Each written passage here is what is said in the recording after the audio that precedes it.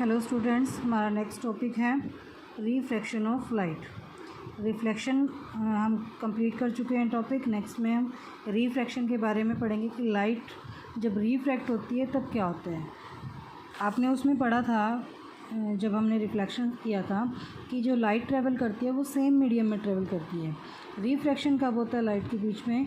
जब एक light medium change करती है, जैसे एक रेयर मीडियम से डेंसर मीडियम में जाती है, फिर डेंसर मीडियम से फिर रेयर मीडियम में जाता है। रेयर और डेंसर ये किस पे डिपेंड करता है कि उस मीडियम की डेंसिटी कितनी है। ठीक है, जिसकी डेंसिटी कम होगी वो मीडियम कैसा रहेगा आपका? Rare medium. और जिसकी डेंसिटी ज़्यादा रहेगी वो कैसा मीडियम रहेगा आपका? Denser medium. तो रिफ्रैक्शन ऑफ लाइट में क्या होता है? Change in path of a light ray as it passes from one medium to another medium is called refraction of light. जब एक मीडियम से दूसरे मीडियम में लाइट ट्रेवल करती है और उसके पाथ में चेंज आता है, ठीक है, जब उसके पाथ में चेंज आता है तो उस फिनोमिना को कहते हैं रिफ्रैक्शन ऑफ लाइट। अब वो चेंज किस तरह आता है? चेंज के लिए हमारे पास दो कंडीशन होती है। सबसे पहले तो आपको पता होनी चाहिए कि जो रे ट्रेवल कर रही है वो रेयर मीडियम से डेंसर मीडियम में कर रही है या डेंसर मीडियम से रेयर मीडियम में कर रही है। दो कंडीशंस होती हैं। फर्स्ट कंडीशन में क्या है कि अगर रे ऑफ लाइट हमारी रेयर मीडियम से डेंसर मीडियम में जाती है तो जो लाइट है, लाइट ट्रेवल कर रही है तो वो क्या करेगी? आपके जो नॉर्मल आपने ड्रॉ किया हुआ है यहाँ पर, इस नॉर्मल की तरफ वो क्या हो जाएगी? बेंड हो जाएगी। इस केस में रिफ्लेक्शन ऑफ लाइट में हमारे पास क्या था? Angle I is always equal to angle R. But refraction के केस में क्या होता है? ये एंगल चेंज होता है। जब लाइट रेयर मीडियम से डेंसर मीडियम में जाती है तो एंगल आर क्या होता है? लेस होता है एंगल आई से। और दूसरी कंडीशन में जब एक रे रेयर मीडियम से डेंसर मीडियम से रेयर मीडियम में जाती है तब क्या होता है? ये angle I is less than angle R. यहाँ पर एंगल आई क्या रहेगा आपका? Angle of incidence. और आर क्या रहेगा आपका? Angle of refraction. ये दोनों कंडीशंस आपको पता होनी चाहिए कि जब रेयर से डेंसर मीडियम में जाएगी तो रे आपकी बेंड हो जाएगी टुवार्ड द नॉर्मल। और जब एक रे आपकी डेंसर मीडियम से रेयर मीडियम में जाएगी तो वो क्या हो जाएगी? Bend away from the normal. ठीक है, ये दोनों कंडीशंस आपको अच्छे से पता होनी चाहिए। इसके बाद आपका टॉपिक आएगा कि refraction through a rectangular glass slab. एक रेक्टेंगुलर जो ग्लास की स्लैब है उसमें आपका जो रिफ्रैक्शन है वो किस तरह होता है। देखिए हमारे पास एक ये ग्लास की स्लैब है, ठीक है। ग्लास की स्लैब आपकी किसकी है? जो पूरी कांच की बनी होती है ये स्लैब। जैसे ही कोई लाइट इसके ऊपर ट्रेवल करेगी, यहाँ पर क्या है? एयर है, बीच में ग्लास है और यहाँ पर क्या आ गया आपका? फिर से एयर। तो जो एयर है उसकी डेंसिटी कम है आपकी ग्लास से, तो एयर यहाँ पे क्या है आपका? रेयर मीडियम है। और जो ग्लास है वो क्या है आपका? डेंसर मीडियम है। इसी तरह यहाँ पर नीचे भी क्या हो गया आपका? Rare medium. तो कंडीशन देखिए, पहली कंडीशन हम एक रे जो यहाँ पर इंसिडेंस हो रही है, जो रे इंसिडेंट होती है उस रे को क्या कहते हैं? Incident ray. जैसे ही वो इस पॉइंट से स्ट्राइक करेगी, यहाँ पर मीडियम चेंज हो गया। मीडियम जब भी चेंज होगा तो हमें क्या कंडीशन देखनी है कि वो रेयर से डेंसर में जा रहा है। रेयर से जब डेंसर में जाएगा तो एंगल आर है जो आपका लेस देन एंगल आई, यानी कि जो आपकी रे है वो कहाँ बेंड हो जाएगी? Toward the normal. ठीक है, ये रे टुवार्ड द नॉर्मल बेंड हो गई। अब आपके पास ये जो एंगल आर है, ये देखिए, ये एंगल आर आपका ये क्या होता है? Angle of refraction. अब फाइनली आपको जो रो मिलेगी वो क्या होगी? इमर्जेंट रे। ठीक है, इमर्जेंट रे। अब यहाँ से देखिए ग्लास स्लैब में से होती हुई जो आपकी लाइट रे है वो कहाँ जा रही है? फिर से एयर में आ रही है। अब वो कहाँ से निकल रही है? डेंसर मीडियम से वो रेयर मीडियम में निकल रही है। तो इस कंडीशन में क्या होगा? वो कहाँ बेंड हो जाएगी? Away from the normal. यानी कि ये जो एंगल होगा आपका एंगल, ये एंगल आपके एंगल आर से बड़ा होगा। ठीक है, ये नॉर्मल ड्रॉ किया हुआ है और ये जो रे ऑफ लाइट है वैसे तो इसको सीधे निकलना था, बट इस केस में मीडियम चेंज हुआ है। तो मीडियम चेंज होते ही ये जो रे ऑफ लाइट है वो क्या हो जाएगी? Bend away from the normal. और फाइनली जो आपकी रे थी, इंसिडेंट रे थी, वो ऐसे सीधी ना जाकर वो आपको कहाँ मिल रही है? फाइनली इस कंडीशन में मिल रही है। तो ये थी आपकी इंसिडेंट रे, ये रिफ्रैक्टेड रे, और ये क्या आपकी इमर्जेंट रे। ठीक है, इसी तरह ये क्या है आपका? Angle I. एंगल आई कौन सा? Angle of incident. Angle R क्या है आपका? Angle of refraction. और ये क्या रहेगा आपका? ई क्या है? Angle of emergent. ठीक है, तो ये था आपका refraction through a rectangular glass slab. Rectangular जो ग्लास की स्लैब है उसमें रिफ्रैक्शन फिनोमेना कैसे होता है। ठीक है, नेक्स्ट हम करेंगे रिफ्रैक्टिव इंडेक्स।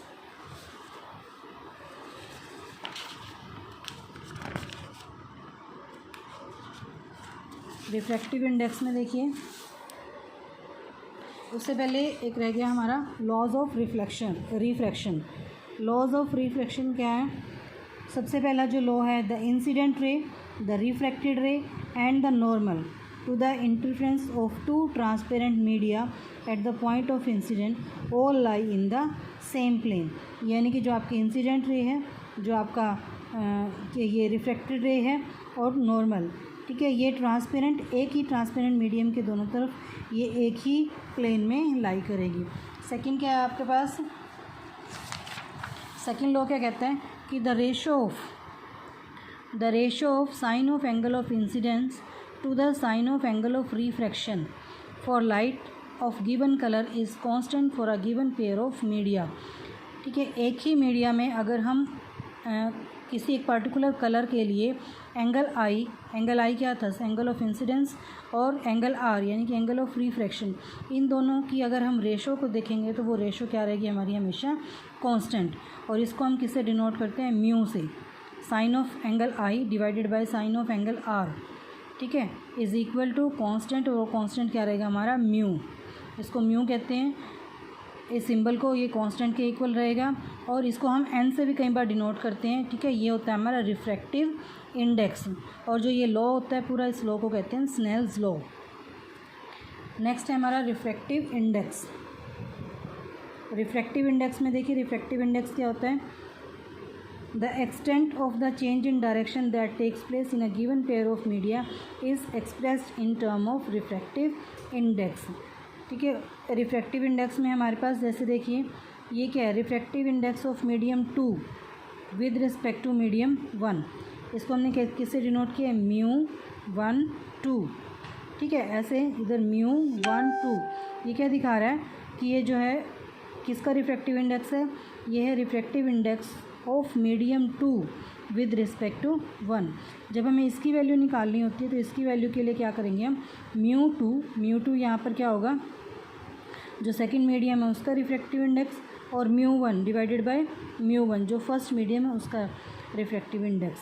इसके इक्वल होगा sine I upon sine R. ठीक है, तो ये क्या वैल्यू होती है हमारी? Absolute refractive index of the medium.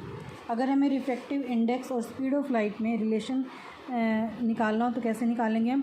Mu is equal to speed of light in vacuum या फिर एयर के अंदर, और जिस मीडियम में हमें उसकी लाइट की स्पीड निकालनी है वो मीडियम की स्पीड हम नीचे लेंगे ऐसे। Mu is equal to speed of light in vacuum divided by speed of light in medium.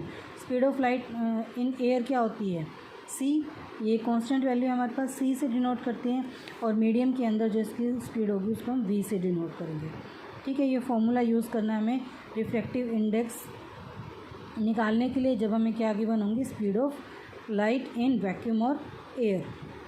Next हमारा टॉपिक रहेगा लेंसेज। मिरर के बारे में हमने पढ़ा था। नेक्स्ट टॉपिक है हमारा लेंसेज। लेंसेज आपके दो तरह के होते हैं। फर्स्ट ऑफ ऑल लेंसेज होता क्या है? Lens is a transparent medium bounded by two surfaces which one or both surface are spherical. Lenses क्या होते हैं? Lens is a transparent medium, किससे बनता है वो? Bounded by two surfaces of which one or both the surfaces are spherical. उनमें से या तो एक सरफेस या फिर दोनों ही सरफेस कैसे होंगे? आपके स्फेरिकल होंगे। दो तरह के होते हैं आपके लेंस। फर्स्ट होता है आपका कन्वेक्स लेंस और सेकंड होता है आपका कनकेव लेंस। जो कन्वेक्स लेंस है उसको कन्वर्जिंग लेंस भी बोलते हैं, और जो आपका कनकेव लेंस है उसको डाइवर्जिंग लेंस बोलते हैं। ठीक है, तो ये लेंसेज देखिए, ये इस तरह से जो दोनों ही सरफेस इसके स्फेरिकल होते हैं इसको बोलते हैं हम डबल कन्वेक्स लेंस।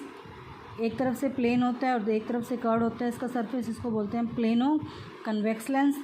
और तीसरा है आपका, जब आपका जो ये अंदर की तरफ से ऐसे होता है, इसका जो एक पार्ट है और दूसरा पार्ट इसका बाहर की तरफ ऐसे होता है, उसको बोलते हैं कनकेवो कन्वेक्स लेंस। ठीक है, इसी तरह कनकेव लेंस में देखिए, ये अगर दोनों ही सरफेस आपके स्फेरिकल हैं तो डबल कनकेव लेंस, और अगर एक प्लेन है और एक स्फेरिकल है तो इसको बोलते हैं प्लेन कनकेव लेंस। और इस तरह से अगर फिगर में गिवन है तो कन्वेक्सो कनकेवो लेंस। उसी जैसे हमने मिरर के केस में डेफिनेशंस की थी, इसकी डेफिनेशंस भी देख ली। फर्स्ट है आपका ऑप्टिकल सेंटर। ऑप्टिकल सेंटर क्या होता है, ये आपका कैसा है, कन्वेक्स लेंस है, ये कनकेव लेंस है। ऑप्टिकल सेंटर क्या रहेगा, ये जो इसका सेंटर है, the centre of a point of a lens is known as its optical centre, यानी कि जो आपके लेंस का सेंटर है वो क्या रहेगा, इसका ऑप्टिकल सेंटर। और इसको किससे डिनोट करते हैं हम, कैपिटल ओ से। और जो भी कोई रे इसमें से पास करती है वो क्या करती है, ऐसे आगे की तरफ निकल जाती है। जो हमने रूल्स पढ़े थे मिरर के केस में वही रूल इसमें सेम रहेंगे, साइन कन्वेंशंस भी सेम रहेंगी उसमें। नेक्स्ट है आपका centre of curvature. The centres of two imaginary sphere of which the lens is a part are called centre of sphere. अब देखिए लेंस जिन दो इमेजिनरी सरफेसेस से बना हुआ है उन स्फीयर्स का जो सेंटर होगा वही क्या रहेगा, इसका सेंटर ऑफ कर्वेचर। ठीक है। नेक्स्ट आपका रेडियाई ऑफ कर्वेचर। अब इसमें दो स्फीयर हैं तो दो हमारे पास दो इमेजिनरी स्फीयर हैं तो दो ही क्या होंगे हमारे पास, रेडियस होंगे, तो उनको क्या बोलते हैं, radii of curvature. A lens has two radii of curvatures, they may or may not be equal. क्योंकि जो आप इसमें सर्कल ले रहे हैं वो सर्कल जो इसकी सरफेसेस है, अपर सरफेस और लोअर सरफेस कैसा है उसका उस पर डिपेंड करेगा कि जो उसकी लेंथ है वो दोनों केस में इक्वल रहेगी या नहीं रहेगी। थर्ड आपका principal axis, the imaginary line joining the two centres of curvature. दो सेंटर ऑफ कर्वेचर और ऑप्टिकल सेंटर में से जो लाइन निकलती है उसको क्या बोलते हैं, प्रिंसिपल एक्सिस। ठीक है। अब प्रिंसिपल एक्सिस भी इसमें दो होते हैं, प्रिंसिपल फोकाई इसमें दो होते हैं। फोकस देखिए जो ये आपका इस केस में देखिए यहाँ पर क्या, ये दो फोकस होते हैं, एक इस तरफ होता है लेफ़्ट साइड में होता है और दूसरा राइट साइड में होता है। First principal focus, it is a point on which the principal axis of lens and rays starting from or directed to which become parallel to principal axis after refraction. First principal focus कौन सा होता है, वो focus जिसमें से जो ray of light हैं वो ऐसे स्टार्ट होती हैं, ठीक है, और जो आपका प्रिंसिपल फोकस है उसके पैरेलल निकल जाती हैं। ठीक है, वो होता है आपका फर्स्ट प्रिंसिपल फोकस। और सेकंड प्रिंसिपल फोकस में क्या होता है, जो रे ऑफ लाइट पैरेलल आ रही हैं आपकी प्रिंसिपल एक्सिस से वो आफ्टर कन्वर्जेंट कहाँ मिल रही होती हैं, सेकंड जो आपका फोकस है उसके ऊपर मिलेंगी। ये क्या होता है आपका F2। फर्स्ट प्रिंसिपल फोकस को F1 से डिनोट करना और सेकंड प्रिंसिपल फोकस को आपने F2 से डिनोट करना। फोकल लेंथ सेम जो हम मिरर में थी हमने पढ़ी थी कि जो ऑप्टिकल सेंटर से फोकस का जो डिस्टेंस होता है वो क्या होती है आपकी फोकल लेंथ। और इस केस में भी फोकल लेंथ को हम किससे डिनोट करते हैं, स्मॉल f से। ठीक है, स्मॉल f से डिनोट करना है इसमें, जिसकी वैल्यू किसके इक्वल होती है, r is equal to 2f, twice of f के इक्वल होती है। नेक्स्ट हमारे पास है अपर्चर। अपर्चर क्या होता है, the effective diameter of the circular outline of a spherical lens. जो इसकी डायमीटर होता है, इसका हमारे जो लेंस का जो डायमीटर होगा, इफ़ेक्टिव डायमीटर, उसको क्या कहेंगे, अपर्चर ऑफ लेंस। नेक्स्ट हम करेंगे इमेज फॉर्मेशन इन लेंस यूजिंग रे डायग्राम।